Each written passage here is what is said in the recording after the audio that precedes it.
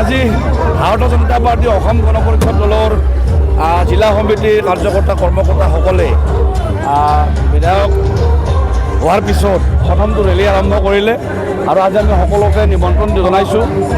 এখন সম্বৰ্ধনা সভা আয়োজন কৰিছে। আমাৰ লগত উপস্থিত আছে আমাৰ প্ৰাক্তন মন্ত্ৰী, আমাৰ নেতা, আমাৰ শ্ৰদ্ধা ৰঞ্জিত দাস ডাঙৰীয়া, অলপ পিছতে অতুল বৰা ডাঙৰীয়া, আমাৰ মাননীয় মন্ত্ৰী, অসম গণ পৰিষদৰ সভাপতি অতুল বৰা ডাঙৰীয়াকে ধৰি আমাৰ কেন্দ্ৰৰ নেতৃবৃন্দ আহি উপস্থিত হ'ব। গতিকে ৰাইজে অলপ ফূৰ্তি তামচা কৰিব। বিপুল ভোটেৰে বজালীবাসী ৰাইজে জয়যুক্ত কৰিছে। মই মোৰ অন্তৰৰ নিভৃত কোণৰ পৰা বজালী ৰাইজৰ প্ৰতি, ভোটাৰ ৰাইজৰ প্ৰতি, বজালী অঞ্চলৰ ৰাইজৰ প্ৰতি মোৰ আন্তৰিক কৃতজ্ঞতা আৰু সেৱা নিবেদন কৰিছোঁ। আৰু বজালী ৰাইজৰ আশীৰ্বাদ লৈ আমি ভৱিষ্যতৰ দিনত আগবাঢ়িম বুলি সিদ্ধান্ত লৈছোঁ। বজালী ৰাইজে বহুত মৰম চেনেহ আৰু আশীৰ্বাদ দিছে। গতিকে এই আশীৰ্বাদ আমাৰ লগত চিৰদিন থাকক আৰু আমি যাতে বজালী ৰাইজৰ মনৰ যিখিনি আশা আকাংক্ষা ভৱিষ্যতৰ দিনত পূৰণ কৰিব পাৰোঁ।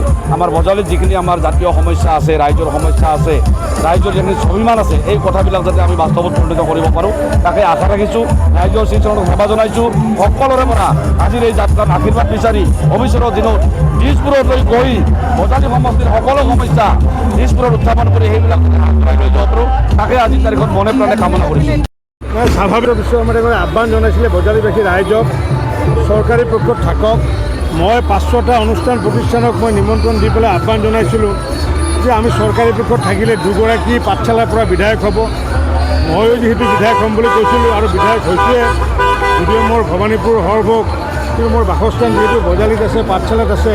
গতিকে আমি ধৰ্মেশ্বৰ ৰায় যদি পাঠশালাৰে, গতিকে আমি আজি দুগৰাকী বিধায়ক পাঠশালাৰ কাৰণে পোৱাৰ বাবে আমি নিশ্চিতৰ পথ পাঠশালাৰ বাবে এটা ঐতিহাসিক ক্ষণ হিচাপে গণ্য হ'ব বুলি মই ভাবোঁ।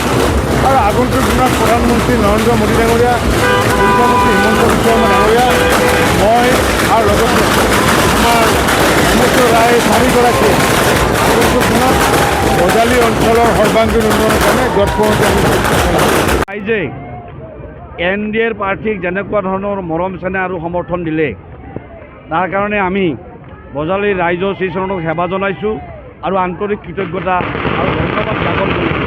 বজালীৰ ৰাইজে যিবিলাক সপোন মনত বান্ধি আমাৰ বিপুল ভোটেৰে দিছপুৰলৈ যোৱাৰ চেষ্টা কৰিছে, মই বজালীৰ ৰাইজৰ কৃতজ্ঞতা জনাই কৈছোঁ যে বজালীৰ ৰাইজৰ যিখিনি আশা আকাংক্ষা আছে, যিখিনি সপোন আছে, এই কথাবিলাক এটা এটাকৈ যদি আমি পূৰণ কৰিব পাৰোঁ, তাৰ কাৰণে আমি চেষ্টা অব্যাহত ৰাখিম। আৰু আমাৰ লগত থাকিব মুখ্যমন্ত্ৰী ডক্টৰ হিমন্ত বিশ্ব শৰ্মা ডাঙৰীয়াৰ আশীৰ্বাদ, মন্ত্ৰী ৰঞ্জিত দাস ডাঙৰীয়া আৰু মন্ত্ৰী চন্দ্ৰমোহন বৰুৱা ডাঙৰীয়া।